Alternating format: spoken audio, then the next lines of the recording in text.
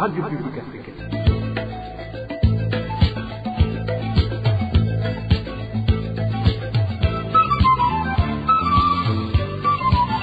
Radio Publique Africaine.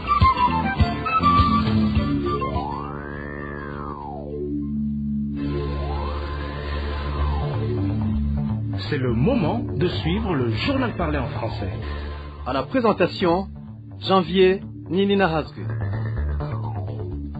Nous sommes le dimanche 28 septembre l'an 2025. Bienvenue chers auditeurs de la RPA à l'édition parlée en langue française et dont voici le sommaire.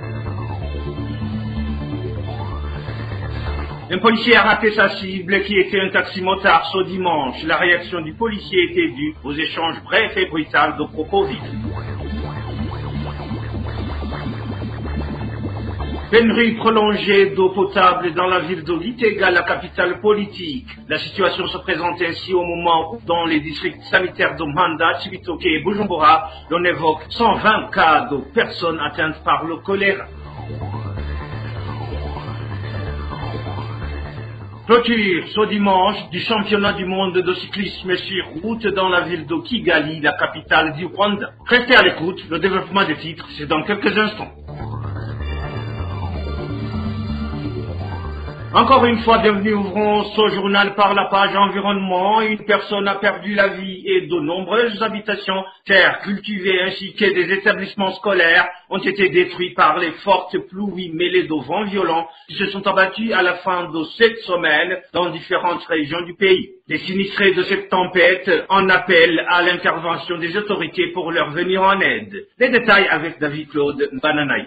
Dans les localités d'Ondago et Djenda, en commune Matana, province de Burunga, de violents pluies mêlées de rafales de vent ont provoqué d'importants dégâts. 15 maisons et 3 classes ont été détruites, parmi lesquelles figure le bureau du directeur de l'école fondamentale d'Okivumu, ainsi qu'une église dans la nuit de vendredi à samedi. De nombreux champs, notamment de bananiers, ont été également détruits par ces pluies. Dans la zone d'Okigwena, commune de Rumonge, une femme a été foudroyée et un enfant blessé lors de l'orage survenu ce samedi 27 septembre 2025. Dans le même secteur, l'école fondamentale d'Ogatsinda et 2 habitations ont été endommagées. Toujours ce samedi, dans la zone de Bukuba, commune Kirundo, les intempéries qui se sont abattues entre 14h et 15h ont endommagé plusieurs infrastructures, dont l'école fondamentale d'Obguignana, selon nos sources locales.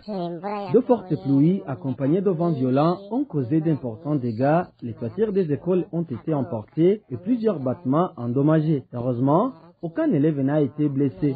Les sinistrés lancent un appel pressant aux autorités et aux bienfaiteurs afin d'obtenir une aide urgente. Nous appelons les autorités à intervenir sans délai pour remettre en état les infrastructures scolaires et recouvrir les toits afin de permettre aux enfants de reprendre les cours. Faute de réparation, leur scolarité risque d'être interrompue. Merci à David Claude Bananayo. Un conducteur de mototaxi dans la ville de Gitega a failli être tué par un policier de cette province ce dimanche à la suite d'une altercation entre eux, mais de justesse, il a été épargné du trépas commun chez les hommes. Des témoins qui rapportent avoir vu ce policier tirer sur le conducteur de moto disent ne pas comprendre comment il a pu agir ainsi et ne pas être arrêté en plein jour. Des détails avec Walter Pizil.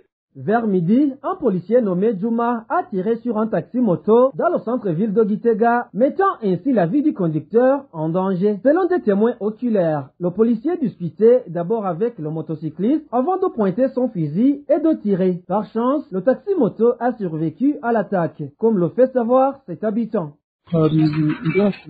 C'était ici tout près de la mosquée de la ville de Gitega, juste devant le bureau des Connect Léo. Le policier était en train de discuter avec le taxi-moto. Par la suite, le policier a pris son fusil et a commencé à tirer sur ce taxi-moto. Il avait bien essayé de viser le motard, heureusement que la balle ne l'a pas touché. C'est Dieu seulement qui a protégé ce taxi-moto, il aurait pu y laisser la vie. Ce qui choque particulièrement la population, c'est que le policier est reparti librement après les faits, sans aucune intervention, même de la part de ses collègues présents sur les lieux. Cette situation a poussé les habitants à exprimer leur méfiance envers la justice burundaise. Ce policier s'appelle Juma et il est du département de la protection civile. Il est parti librement sans aucun souci. Mais les autres policiers l'ont regardé partir, mais personne ne l'a touché. La justice burundaise est presque inexistante vraiment. La population a paniqué et personne ne pouvait croire ce qui venait de se passer.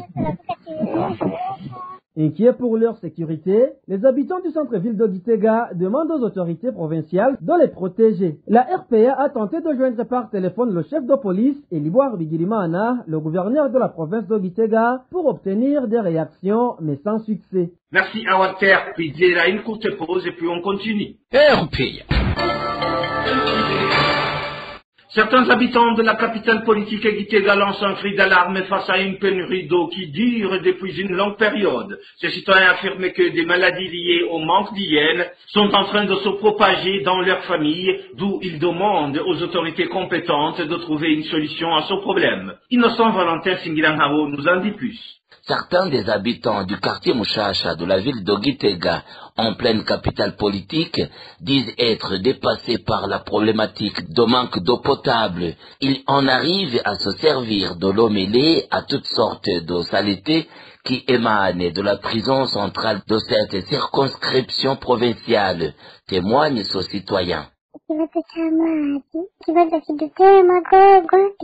Nous sommes tellement fatigués par rapport à la problématique de manque d'eau à tel point de craindre l'apparition de maladies liées au manque d'hygiène. Dans ma localité, les habitants d'au moins 3 quartiers se croisent à puiser sur une seule source et fontaine. Actuellement, s'y ajoutent les élèves de différentes écoles de la ville. L'obligation est alors d'aller puiser dans un cours d'eau qui contient des saletés qui émaneraient de la prison.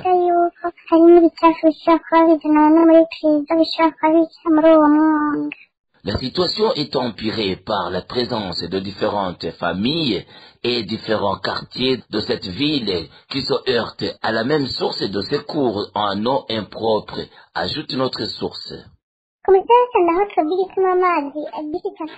Au quartier Mushasha, la situation devient plus compliquée suite à la présence de multiples écoles à vocation religieuse. L'on citerait notamment l'école Christ-Roi et Léger, l'école des aveugles ou encore celle des sourds-muets. À compter en plus les habitants du quartier Chatagna qui puisent sur l'unique source fontaine à notre disposition. Ces citoyens de la capitale politique lancent un appel pressant aux responsables, surtout ceux de la Régie des eaux, de réagir en conséquence et dans les meilleurs délais pour les secourir avant que le pire ne se produise.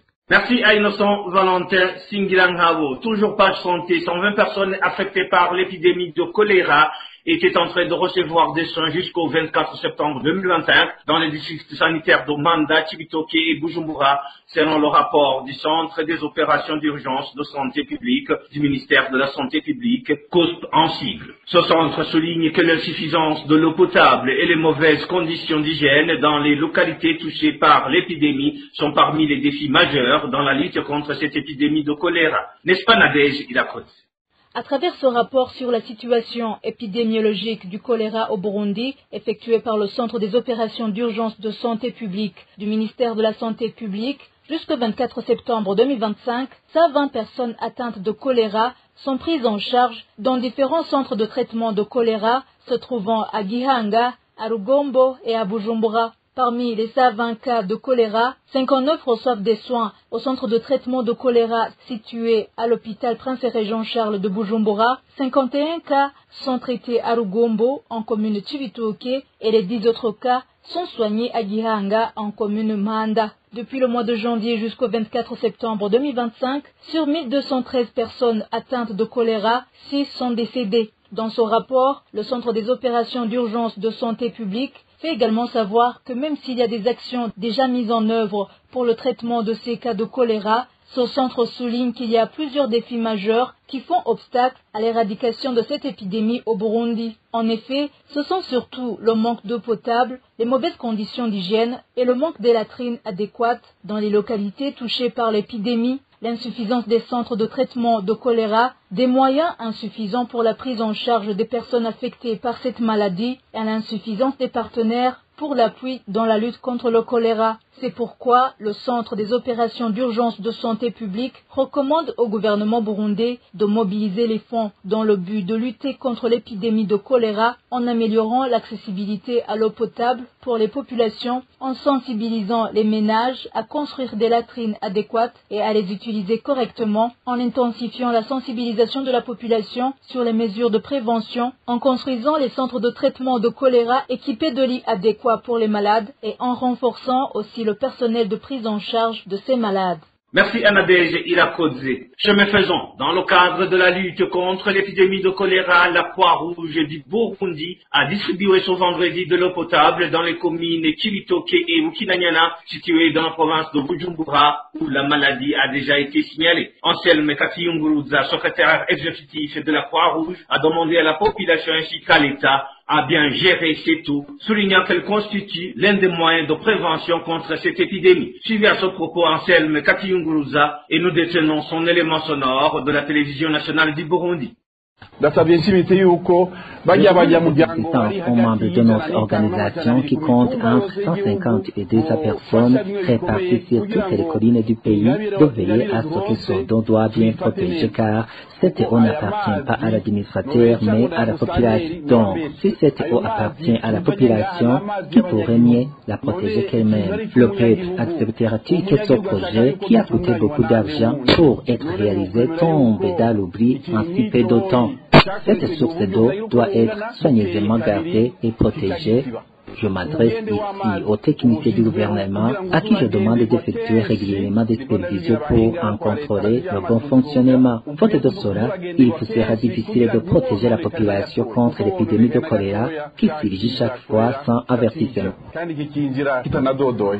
C'était là Anselme Katiyunguruza, secrétaire exécutif de la Croix-Rouge. Les maladies tropicales négligées à l'instar de l'onchocercose et les vers intestinaux font partie des maladies soignées durant la campagne qui a débuté depuis jeudi dans 4 districts sanitaires sur les 49 que compte le pays. Dans cette campagne de 8 jours, la supplémentation en vitamine A sera donnée aux enfants de 6 ans, tandis que l'albendazole va être donné aux enfants ayant un âge compris entre 1 et 5 années pour le déparasitage. Plus de détails avec Hervé Niyouhir.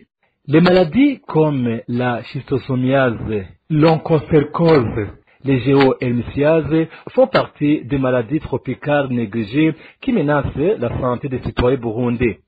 Les données du ministère de la Santé à travers son programme national intégré de lutte contre les maladies tropicales négligées et l'accessible montrent que l'onchocercose affecte près de 2,1 millions de personnes dans 12 districts situés au nord-ouest et au sud de 10 pays. Lors du lancement des activités de cette campagne nationale, Dr Victor Buchumi, le directeur de ce programme, a indiqué que l'objectif est de protéger les personnes vulnérables contre ces maladies évitables, mais qui persistent au pays.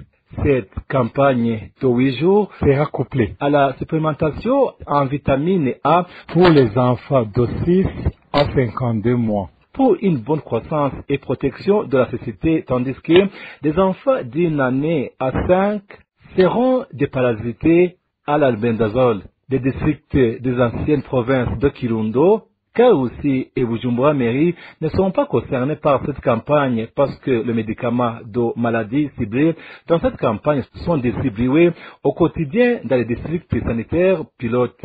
La campagne nationale visant à lutter contre ces maladies a débuté le 26 septembre et prendra fin le 3 octobre. Merci à Hervé Niyouhir. Page sportive pour clore cette édition. Le championnat du monde de cyclisme sur route s'est clôturé ce dimanche, une journée qui était réservée aux élitomes. Ils avaient à parcourir 267 km 500 mètres. C'est un reportage signé Désiré Ratundiman. Comme la plupart des spécialistes du vélo l'attendaient, le championnat du monde de cyclisme sur route Le premier sur la terre africaine qui s'est déroulé à Kigali au Rwanda depuis le 21 septembre vient d'être gagné par le Slovène Tadej Pogačar ce dimanche 28 septembre. À cette date, Pogačar est l'homme le plus rapide du monde sur le vélo. Il a utilisé 6 heures, 21 minutes, 20 secondes pour parcourir 267 km 500 mètres. C'est à l'endroit communément appelé Norvège surnimonté que la victoire s'est jouée. C'est à cet endroit que Pogačar a lancé son attaque, mettant derrière lui son rival en la personne de Remco Evenepoel à 105 km de l'arrivée. À 10 km de l'arrivée, Remco était à 1 minute 28 secondes de Pogačar. À l'entrée des pavés, un endroit qui a terrifié pas mal de cyclistes, Pogačar mettait toujours la cadence et se dirigeait tout droit vers la victoire. Devant une foule nombreuse rassemblée à Kigali Convention Center, Tadej Pogačar franchit la ligne d'arrivée en solo, en tout sourire. C'était incroyable. Les côtes étaient de plus en plus difficiles au fil des tours et il fallait faire attention et récupérer de l'énergie dans les descentes. Ça a été très difficile même dans le dernier tour. La semaine a été fructueuse à Kigali. La deuxième place de ce championnat du monde est revenue au Belge Remco Evenepoel qui est arrivé à 1 minute 28 secondes du premier et la troisième place a été occupée par l'Irlandais Ben Hill. Si les 161 cyclistes qui ont pris le départ, 30 ont franchi la ligne d'arrivée. Au classement par pays, la Hollande vient en tête avec 4 médailles, dont 2 d'or, une d'argent et une autre de bronze. La Grande-Bretagne vient en deuxième position avec 2 médailles d'or et en troisième position vient la France avec 1 médaille d'or, 2 d'argent et 1 de bronze. Sur les 39 médailles distribuées, 35 ont été gagnées par les pays européens. L'Afrique n'a gagné aucune médaille. Le championnat du monde de cyclisme sur route de 2026 aura lieu à Montréal, au Canada. Merci à Désiré Atungimana et c'est sur ce reportage sportif que nous mettons fin à cette édition de la RPA parler en langue française ce dimanche 28 septembre 2025. Merci pour votre aimable écoute. Merci à l'équipe de la rédaction pour la collecte et le traitement de toutes ces infos. Sans oublier de remercier l'équipe technique pour sa bonne collaboration. À la présentation, vous étiez avec Janvier et Nahazé. Excellente soirée dominicale chez vous.